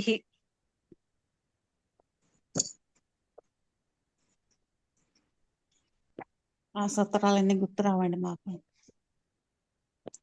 ఓకే, ఫస్ట్ ఇది శోభన అన్నది విశేషణం లాగా ఉంది కదా రాత్రికి. కాబట్టి ఇక్కడ మనకి ముందర అలౌకిక విగ్రహవాక్యం చెప్పండి. ప్రథమాలో ఉంది రెండు కూడా. శోభన సు రాత్రి సు రెండు స్త్రీలింగమే కదా. రెండు స్త్రీలింగమే ప్రథమాలో ఉన్నాయి. ఇప్పుడు మనకి విశేష భావాలు తెలుస్తున్నాయి కదా. ఆ రాత్రి అనేది ఎలా ఉంది? ప్రకాశిస్తూ ఉంది. ప్రకాశం తీసుకోండి లేదా కళ్యాణం అని తీసుకోండి, ఏ అర్థం అయినా. శోభనార్థం అంటే ఏదైనా తీసుకోవచ్చు మీరు, పూజార్థం అయినా లేకపోతే ఇదైనా. ఓకే, అంటే ఇప్పుడు అక్కడ విశేష భావాలు తెలుస్తున్నాయి కదా. అలా ఉన్నప్పుడు ఏ సూత్రంతో మనకి సమాసం జరగచ్చు?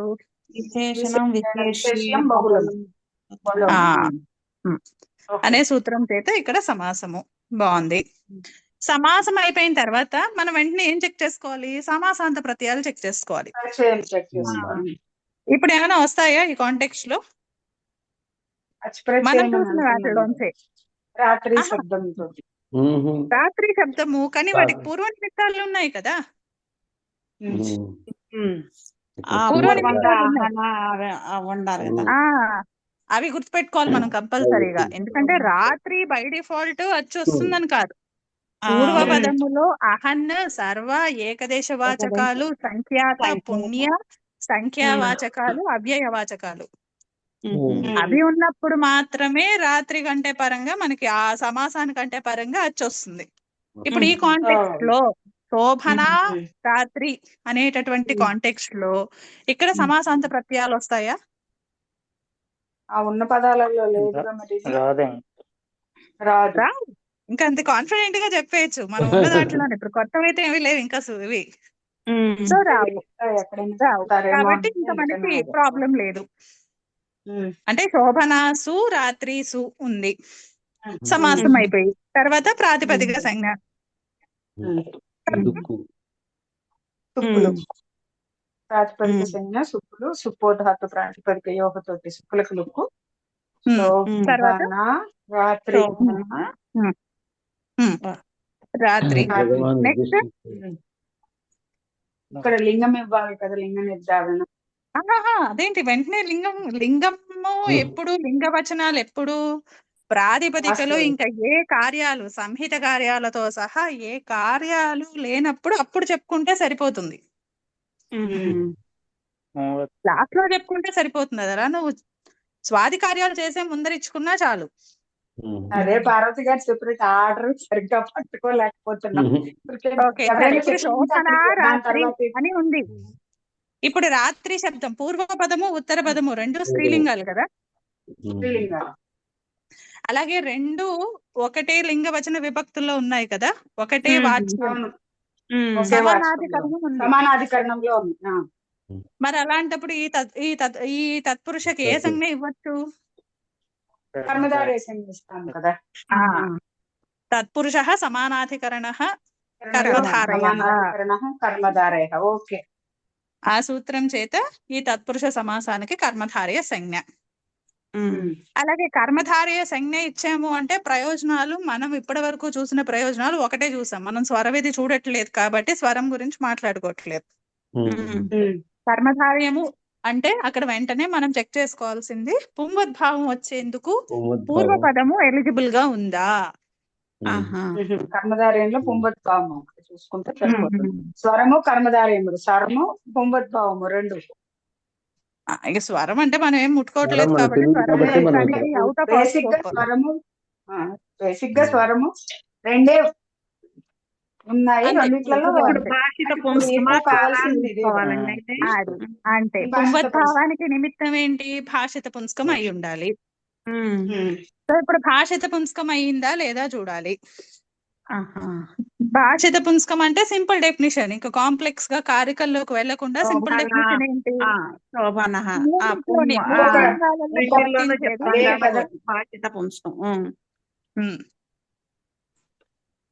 సో ఇప్పుడు ఈ శోభన అనేది భాషిత పుంస్కమైనటువంటి స్త్రీలింగమేనా? అవునండి. సో మనకి పుంవద్భావం రావటానికి సూత్రం మరి ప్రవర్తించడానికి నిమిత్తం అయితే ఉంది, కర్మధారయం ఉంది, అలాగే పూర్వ పదానికి భాషిత పుంస్కం కూడా.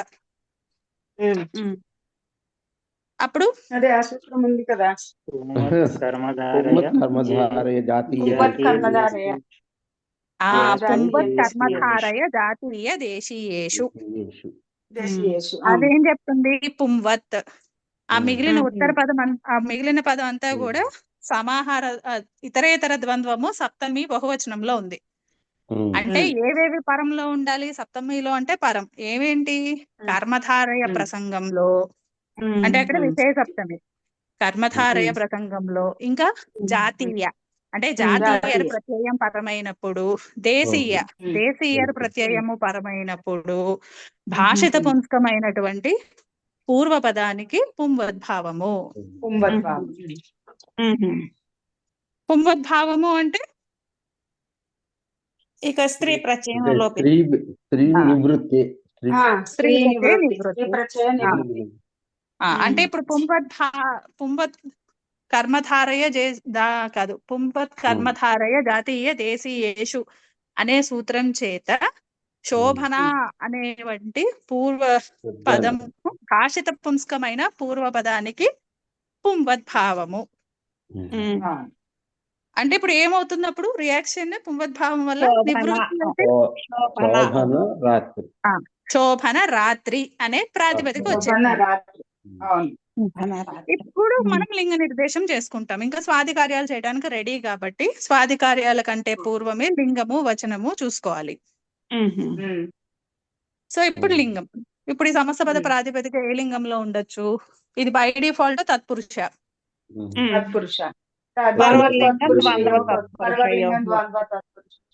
ఇప్పుడు రాత్రి అనేది స్త్రీలింగంలో ఉంది స్త్రీలింగంలో ఉంది కాబట్టి ప్రాతిపదిక కూడా స్త్రీ లింగం అవుతుంది. స్త్రీలింగంలో ఉండాల్సి ఉంది. ఇప్పుడు దీనికి ఇంకా ఏమైనా ప్రాబ్లమ్స్ ఉన్నాయా? అపవాద సూత్రాలు ఏమైనా ఉన్నాయా? అపవాద శాస్త్రానికి అదంతాంగాలకి డిఫరెన్స్ గమనిస్తారు అని అడుగుతున్నా నేను, అంతే. ఇప్పుడు మనకి ఇందాకంతా అపవాద సూత్రం ఒకటి చూసాం, రాత్రాన్హాహ పుంసి అని. అది మరి ఇక్కడ అప్లై అవుతుందా? కాదండి, అది శబ్దం లేదు కదా. రాత్ర అండి, అది అత్యంతమైన పదం. అదంతం అదంతం అచ్చు ప్రత్యయము కలపగా రాత్రి. అచ్చ అనేటటువంటి సమాసాంత ప్రత్యయం ఉన్నటువంటిది. అలాగే అది ఇంకా ఈజీగా డిఫైన్ చేసుకోవడానికి అదంతము. మరి ఇక్కడ మనకున్న రాత్రి శబ్దం ఏంటి? అదంతమా ఇది? ఇది రాత్రానా? కాదు, రాత్రి కదా, ఇకారాంతం. అందుకని మనకి అపవాద శాస్త్రం కూడా పనిచేయదు. కాబట్టి ఉత్సర్గ శాస్త్రం చేతనే ఇక్కడ స్త్రీలింగంలోనే ఉంటుంది. అందుకని స్వాది కార్యాలు చేసుకున్నాక శోభన రాత్రి, శోభన రాత్రి, శోభన రాత్రే, శోభన రాత్రాహ, రమా శబ్దవత్. రమా క్షమించండి, అనవధానము మతి శబ్దం లాగా, మతి శబ్దం లాగా. శోభన రాత్రి, శోభన రాత్రియౌ, శోభన రాత్రియః. అంటే అంత కేర్ఫుల్ గా మనం ఆ సూత్రం మాత్రం చాలా కేర్ఫుల్ గా చూసుకోవాలి. మనం జస్ట్ ఒక్క అక్షరమే కదా అని అనుకుంటాం, కానీ అక్కడ ప్రవర్తన మారిపోతుంది. ఆ డిఫరెన్స్ గమనిస్తారు. అంటే అక్కడ అచ్చు ప్రత్యయము రావటానికి పూర్వ నిమిత్తాలు చాలా ఇంపార్టెంట్. ఉత్తర పదము రాత్రి ఉన్నంత మాత్రాన కుదరదు. పూర్వ పదాలు కూడా అక్కడ సూత్రంలో చెప్పినటువంటివి ఉండాలి అచ్చు ప్రత్యయము విధించడానికి. అలాగే ఆ పుంలింగంలో ప్రాతిపదిక ఉండటానికి కూడా అది కంపల్సరిగా రాత్ర, అన్హ, అహ సమాసాంత ప్రత్యయాలు. అక్కడ రాత్రి శబ్దానికి అచ్చు చేరిస్తే రాత్ర అవుతుంది. అహానికి టచ్ చేర్చినప్పుడు వికల్పం, మనకు అక్కడ కొన్ని ఆదేశాలు ఉంటాయి. అలా ఆదేశాలు వచ్చినప్పుడు అన్హ అవుతుంది. ఆదేశాలు రాకుండా టచ్ చేసినప్పుడు అహ అవుతుంది. అలా ఉన్నప్పుడు మాత్రమే పుంలింగం ఉంటుంది. అది ఒక వర్డ్ ఆఫ్ కాషన్ లాగా, ఒక కౌంటర్ ఎగ్జాంపుల్ చూసామంటే మీకు క్లియర్ గా ఉంటుంది అని తీసుకున్నాం, అంతే. ఇది ఓకే. సో సేమ్ వే పుణ్యరాత్రి కూడా ఇప్పుడు ఇదే పాటర్న్. అది కూడా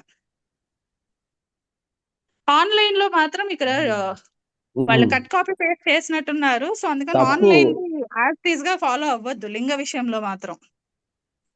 ఇక్కడ నపుంసకం అసలు రానే రాదనుకుంటాను. అదే అది పైన వాళ్ళు సమాహారంతో మొదలు పెట్టారు కదా, అక్కడ నుంచి కట్ కాపీ పేస్ట్ చేసేసినట్టున్నారు. చేశారు, అవును. అసలు అందుకని అన్నింటికీ అదే వచ్చేసింది.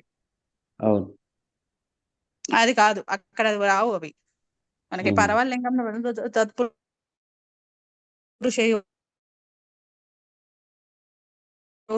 అక్కడ స్త్రీలింగం వస్తూ ఉంటే దాన్ని బాధిస్తూ రాత్రాన్హాహపుంసి అన్నిట్లో కట్ కాపీ పేస్ట్ వచ్చాయి. అది సో మనకి ఇక్కడ వరకు కంప్లీట్ అయ్యింది. ఈ అవ్యవ వాచకాలు చూసేద్దాము. టైం ఉంటే ఈ సమాహారార్థంలో అంటే సంఖ్యా శబ్దాలకు కూడా చూద్దాం.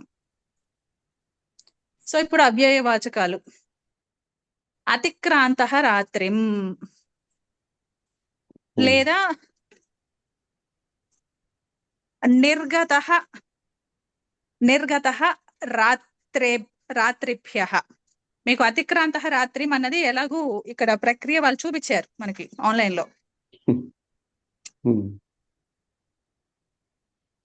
లో ఇక్కడ అతిక్రాంత రాత్రిం అనేటటువంటి ప్రక్రియ ఉంది. చూస్తున్నారా అందరూ? లాస్ట్ అదే 6th వన్. సో అక్కడ ఎలానో ఉంది కాబట్టి దాన్ని చెప్పుకోకుండా దాని కిందనే మనకు ఒక స్టేట్మెంట్ ఇచ్చారు చూడండి. ఏవం ఏవ నీ రాత్రః అయమపి శబ్దః సిద్ధ్యతి. అది రాసుకుందాం.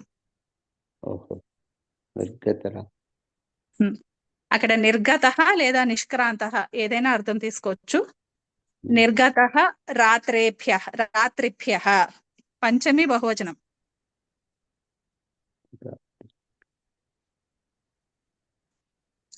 నిర్గతః లేదా నిష్క్రాంతః రాత్రిభ్యః.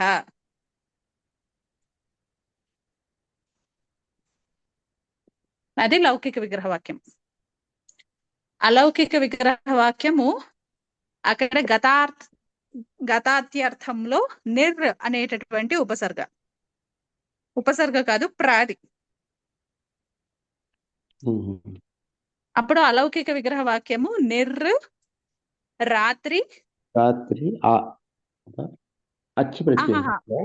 పంచమీ బహువచనము భ్యస్.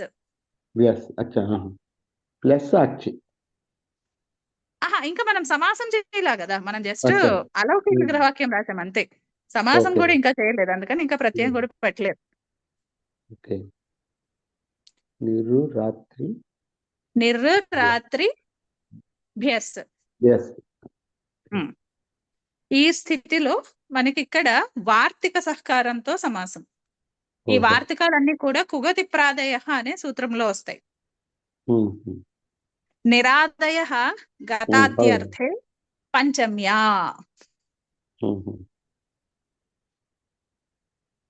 ఇంకొకసారి రిపీట్ చేస్తాను. నిరాదయ గతాద్యర్థే పంచమ్యా అనే వార్తికం. అంటే గతాది అర్థాలలో నిర్ ఆదిలో ఉన్న, అంటే నిర్ మొదలగునగు ప్రాదులు పంచమీ విభక్తి అంతంతో నిత్యంగా సమసించి తత్పురుష సమాసం అవుతాయి.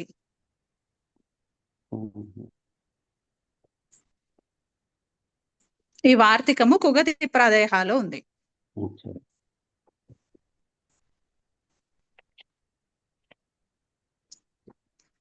సో ఇక్కడ నిరాదయ గతాద్యర్థే పంచమ్యా అనే వార్తిక సహకారం చేత నిర్ అనేటటువంటి గతాత్యర్థంలో ఉన్న నిర్ అనే ప్రాది రాత్రేభ్య అనే పంచమీ విభక్తి అంత పదంతో నిత్యంగా సమసించి తత్పురుష సమాసం. సమాసత్వాత్ ప్రాతిపదిక సంజ్ఞ.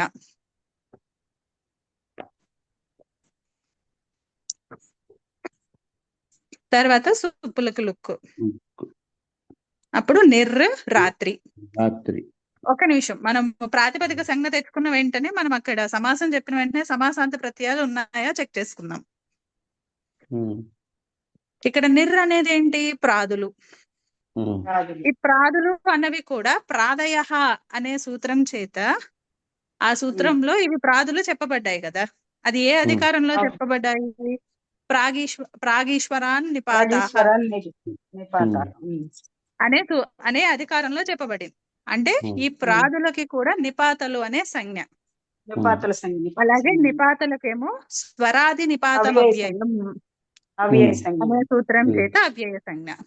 అంటే ఇప్పుడు ఇక్కడ పూర్వపదంలో ఉన్నటువంటి నిర్ అనేది ప్రాది, ఆ ప్రాది నిపాత అయింది, నిపాత అవ్యయ సంజ్ఞ పొందింది. అంటే ఇప్పుడు ఇది తత్పురుష సమాసము. పూర్వ పదములో నిర్ అనేటటువంటి అవ్యయ వాచకం ఉంది. అలాగే రాత్రి ఉత్తర పదంలో రాత్రి ఉంది. ఇప్పుడు మనకి సమాసాంత ప్రత్యయాలు వచ్చే నిమిత్తాలు సరిపోయినాయి అవ్యయ అనే కాన్సెప్ట్ లో.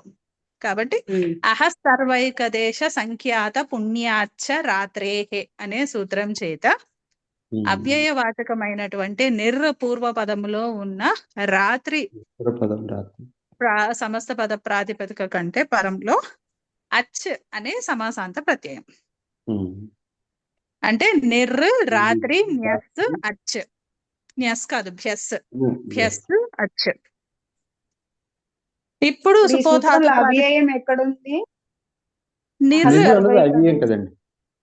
అది అవ్యయం అంత ముందు సూత్రం అండి. చకారము. చకారం చేత. చకారము. Okay, sorry. అవునవును, చెప్పు, నేనే మర్చిపోయా. చకారం. అయినా ఇందులో ముందు సూత్రం నుంచి ఇది తీసుకున్నాడు. చకారం ద్వారా సంఖ్యావ్యయాదేహే అన్నది సంఖ్యావ్యయాదే. గ్రహిస్తాం. తత్పురుష సాంగోళి సంఖ్య 586 సూత్రం నుంచి అనువృత్తి. పూర్వసూత్రం నుంచే. పూర్వసూత్రం నుంచి. సో ఇప్పుడు మనకి ఇక్కడ ఏమైంది? నిర్ రాత్రి భ్యస్ అచ్. అచ్. సుపోధాతు ప్రాతిపదికయోః అనే సూత్రం చేత సుప్పులకు లుక్. నిర్ రాత్రి అచ్. ఇక్కడ చూడండి, రాత్రి ఈ నిర్ శబ్దానికి అవ్యయము కాబట్టి అది పదం కూడా కదా. ఓకే, పదసంఖ్య. సో ఇప్పుడు ఈ నిర్రలోని ఇది పదం అయింది, బానే ఉంది. అలాగే మనం ఇందాకనే చెప్పుకున్నాం, నిర్రలో రేఫ ఉంది, రాత్రిలో రేఫ ఉంది. మరి అప్పుడు ఏమవుతుంది?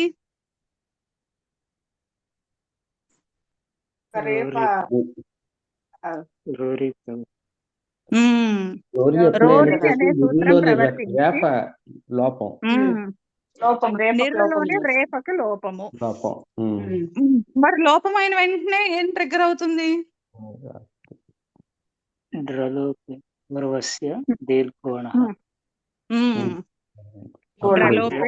పూర్వస్య దీర్ఘోణః అనే సూత్రం చేత ఎక్కడైతే లోపం అయిపోయిందో ఆ రేఫకు పూర్వంగా ఉన్నటువంటి అణువర్ణాలకు దీర్ఘము. అప్పుడు ఏమైంది? నిర్ కదా, నిర్రలో రేఫ పోయింది, ఈ కారం ఉంది, నీ. అంటే ఇప్పుడు మనకి సమస్త పదం ఏమైంది? నీ రాత్రి అయింది. నీ రాత్రి అచ్. ఇప్పుడు అనుబంధ లోపాలు, ఈ అచ్చ ఎలాగో మనకు ఐడియా ఉన్నదే కదా. కాబట్టి నీ రాత్ర అనేటటువంటి ప్రాతిపదిక. అంటే లోపం అంటే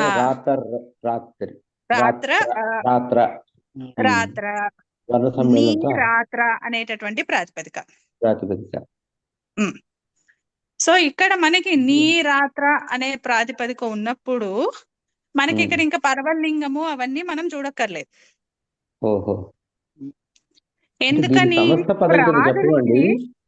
ప్రాదులకు వార్తికాలు చెప్పినప్పుడే మనకి పంచమ్య, ద్వితీయ అలా చెప్పారు కాబట్టి అక్కడ ఉచ్చారణ సామర్థ్యం చేతనే అక్కడ విశేష్యాన్ని ఫాలో అవుతుంది. జనరల్ గా తత్పురుష అయితే పరవలింగం ఫాలో అవ్వాలి. ఎప్పుడైతే పరవలింగం ఫాలో అవుతుందో అప్పుడు ఈ అపవాదులన్నీ పిక్చర్ లోకి వస్తాయి. ఇది లేదు, నాకు పుల్లింగమే కావాలి, ఇది కావాలి అని. కానీ ఇక్కడ పరవలింగంలో ఫాలో అవ్వదు ప్రాజ సమాసం. అక్కడ ఉచ్చారణ సామర్థ్యం చేతనే అక్కడ విశేష్యాన్ని ఫాలో అవుతోంది. అంటే అక్కడ నిర్గత అంటూ ఎవరిని చెప్తున్నామో ఆ విశేష్యాన్ని ఫాలో అవుతోంది. అంటే రాత్రి బయటికి ఎవరు వెళ్తారో వాళ్ళు, అంటే ఔల్సు, నిశాచరులు, వాళ్ళని చెప్తోంది అది.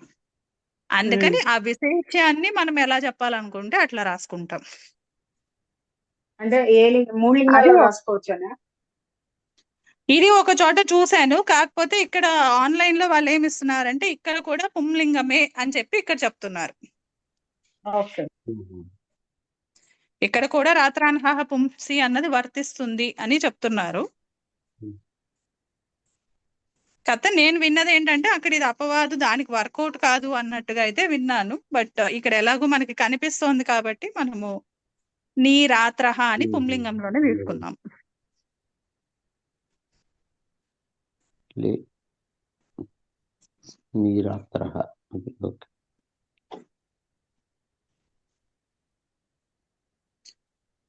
అంటే మనం నిన్న కూడా అనుకున్నాం, మనకి ఎక్కడైతే అవ్యయాలు కనిపించాయో పూర్వపదంలో, ఆ అవ్యయాలు కనిపించాయి అంటే మర్చిపోకుండా ఒకసారి ప్రాది సమాసం కుకతి ప్రాదయహాలో వార్తికాలు మైండ్ లోకి వార్తికాలు రావాలి. చూడాలి. ఏ వార్తికం అక్కడ అప్లై అవ్వచ్చు ఉమ్. కాంటెక్స్ట్ పరంగా. ఓకే. అందుకని 5 వార్తికాలు మాత్రం అంటే అది మననం చేసుకుంటూ ఉంటే డైరెక్ట్ గా ఇక్కడ ఏది అప్లై అవ్వచ్చు అన్నది ఒక ఎస్టిమేట్ కి రావచ్చు. కొన్నిసార్లు అవి మారచ్చు, ఎందుకంటే అన్ని కూడా వార్తికాలలో ఆదులు అని ఇచ్చేశారు కదా. అవునండి. ఇప్పుడు ఇందాకనే చూడండి, నిరాదయ గతాత్యర్థే అన్నారు, అంటే ఒక ఎగ్జాంపుల్ ఇచ్చారు, ఈ నిర్ర అనేది గతాత్యర్థంలో వస్తోంది అని.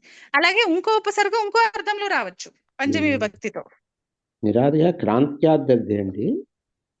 క్రాంత్యాత్యర్థేనా? ఓకే, అవునండి. సారీ క్రాంత్యాత్యర్థే ఇంకో అర్థంలో కూడా రావచ్చు. అది దానికి అవును. ఎగ్జాంపుల్ గా మనకి ఉద్దు కూడా ఇస్తారు. ఉద్దు ఉపసర్గ క్రాంత్యార్థంలో కూడా పంచమితో సమసిస్తుంది. ఉమ్. అందుకని ఒక ఎస్టిమేట్ కి అయితే మనం రావచ్చు ఎగ్జాక్ట్లీ ఇక్కడ ఏ వార్తికం ప్రవర్తించవచ్చు అన్నది. ఒకవేళ డీవియేషన్స్ ఉంటే మనం అక్కడ గుర్తుపెట్టుకోవాలి, ఓహో అయితే నిర్రే కాదనమాట, ఈ కాంటెక్స్ట్ లో పంచమి విభక్తి అంతంతో సమసించేటప్పుడు ఉద్దు కూడా వస్తుంది, అదే అపా కూడా వస్తుంది, అవా కూడా వస్తుంది. ఎగ్జాంపుల్స్ బట్టి మనం చూసుకుంటూ ఉన్నప్పుడు మనకి దొరికిన వాటిని యాడ్ చేసుకోవడమే అంతే. యాడ్ చేసుకోవడమే. బాగుంది. మరి ఓకే, దీంతో అయినట్టేనా ఇది?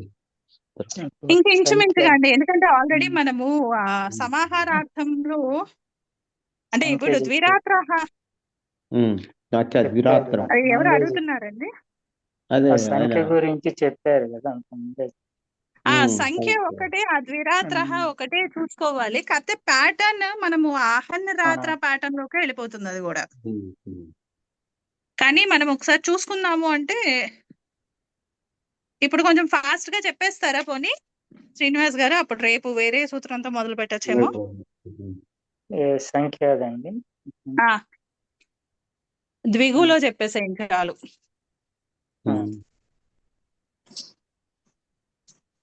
ద్వయోహు నవరాత్రి తీసుకోండి, మన దసరా.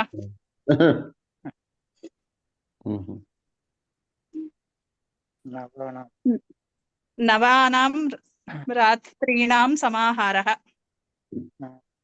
నవానాం రాత్రీణాం సమాహారః. ఇప్పుడు నవ ఆము రాత్ ఆము.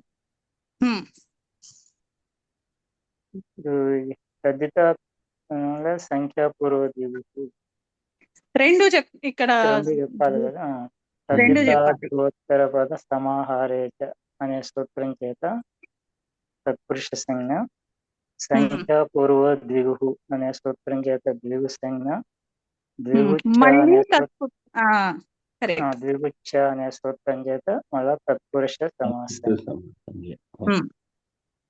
తర్వాత అప్పుడు నవ ఆము రాత్రి ఆము, ఈ మొత్తం సముదాయానికి అహస్సర్వైకదేశ సంఖ్యాత పుణ్యాచ రాత్రేహే అనే సూత్రం చేత సమాసాంత ప్రత్యయం అచ్చు. తర్వాత ఈ సుపోధాతు ప్రాతిపదిక సూత్రం చేత సుప్పు తెలుపు. అప్పుడు నవరాత్రి అచ్చు. ఈ నవరాత్రి అనే దానికి చివం అనే సూత్రం చేత బసంజ్ఞ, యశేతిచ సూత్రం చేత వికారానికి లోపము. ఇప్పుడు నవరాత్ర. ఇప్పుడు పరవలింగం ద్వంద్వ తత్పురుషయోహు అనే సూత్రం సమాహారార్థంలో చెప్పాం కదా. నపుంసకలింగం నపుంసకం అనే సూత్రం చేత నపుంసకలింగం ప్రాప్తిస్తూ ఉండగా రాత్రాన్హ పుంసి అనే సూత్రం చేత పుంలింగం. ఇక్కడ మళ్ళీ 2 మతాలు ఉన్నాయి ఇక్కడ. అదే రాత్రాన్హాహ పుంసి అనే సూత్రం మీరు ఓపెన్ చేస్తే అందులో కౌముదికారులు ఒక వార్తికం ఇస్తారు, సంఖ్యాపూర్వం రాత్రం క్లీబం అని. అంటే ఇక్కడ మనకి కాశిక వాళ్ళు లింగానుశాసాన్ని తీసుకోలేదు పిక్చర్ లోకి, అందుకని మనకు పుంలింగంలోనే కాశికకారులు చెప్తారు. కానీ కౌముదికారులు ఈ లింగానుశాసనాన్ని తీసుకుని ఇక్కడ లౌకికంగా మాత్రం ఇక్కడ నపుంసకలింగమే. సంఖ్య పూర్వములో ఉన్నటువంటి రాత్ర శబ్దానికి నపుంసకలింగమే క్లీబం అని చెప్పి చెప్తారనమాట వార్తిక రూపంలో. అది మనకి భాష్యకారులు చెప్పినటువంటి వార్తికం కాదు, అది లింగానుశాసనాన్ని ఉద్దేశించి కౌముదికారులు చెప్పినటువంటి వార్తికం. అందుకనే 2 రూపాల్లాగా మనకి చూపిస్తారు. కాశికారులు మీరు ఓపెన్ చేస్తే నవరాత్ర, ద్విరాత్ర, త్ర్యరాత్ర, అలాగే త్రిరాత్ర, అలాగే పుల్లింగంలోనే ఉంటాయి. కౌముది చూస్తే నపుంసకలింగంలో ఉంటాయి, ద్విరాత్రం, నవరాత్రం అలా. అందుకని ఇక్కడ 2 రూపాలు. మనం జనరల్ గా కౌముదిని ఫాలో అవుతాం కాబట్టి నవరాత్రం. అది ఇంకా మనకి నవీన్ గారు ఏదో న్యాయం కూడా చెప్పారు ఇది వరకు, యథోత్తరాణం మునీనాం ప్రమాణం. అది తీసుకుని ఆ న్యాయం బట్టి మనము కౌముదికారులది మనం తీసుకోవచ్చు ప్రమాణం కింద.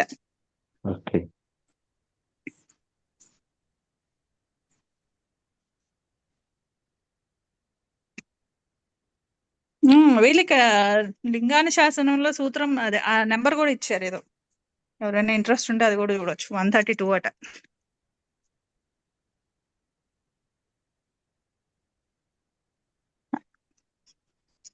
అలాగే ఇందాక మీరు కరెక్ట్ గా వెళ్తున్నారండి. కాకపోతే మనం నపుంసకం అంటే అంత డీటెయిల్ లో చెప్పుకోలేదు కదా, ఇంకా అందుకని నేను అది ఆ బాధ్యపాదకాల్లోకి దాన్ని తీసుకెళ్ళలేదు. కానీ ఇక్కడ కూడా పరవలింగం చేత ఇక్కడ స్త్రీలింగం ఉత్తర పదలింగమే రావాల్సి ఉండగా దానిని బాధిస్తూ నపుంసకం అనే సూత్రం చేత సమాహారార్థంలో చెప్పినప్పుడు నపుంసకంలో ఉంటుంది. ఆ ఉన్నదాన్ని మళ్ళీ బాధిస్తోంది పరత్వాత్. ఎందుకంటే మనం నెంబరింగ్స్ అవి చూసుకున్నా మనకు ముందర నపుంసకం ఉంటుంది, తర్వాత పరవలింగం పురుషయోగం ఉంటుంది, దానికి పరశాస్త్రంలో రాత్రాన్హాహ పుంసి ఉంటుంది.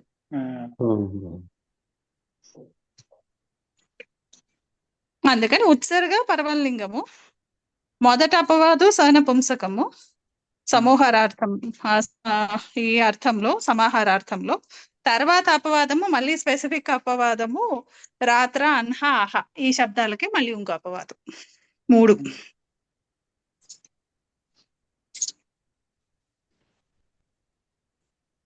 అది ఇవి ఒకసారి చూడండి మళ్ళీ.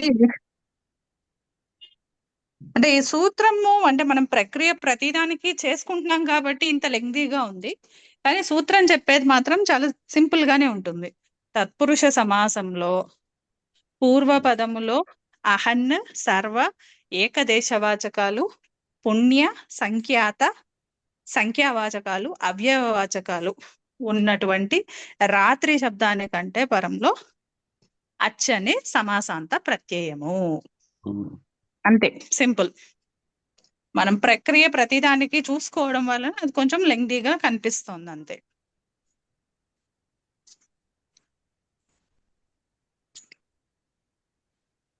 ఓకే అండి, అయితే రేపు మళ్ళీ నెక్స్ట్ రేపు లేదు కదా, మండే. ఓకే.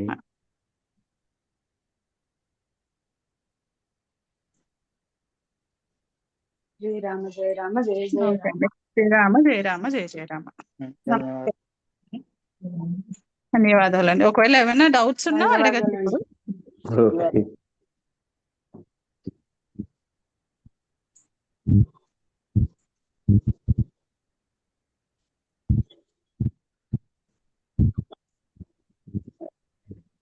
నవీన్ గారు రికార్డింగ్ ఆపేయచ్చండి.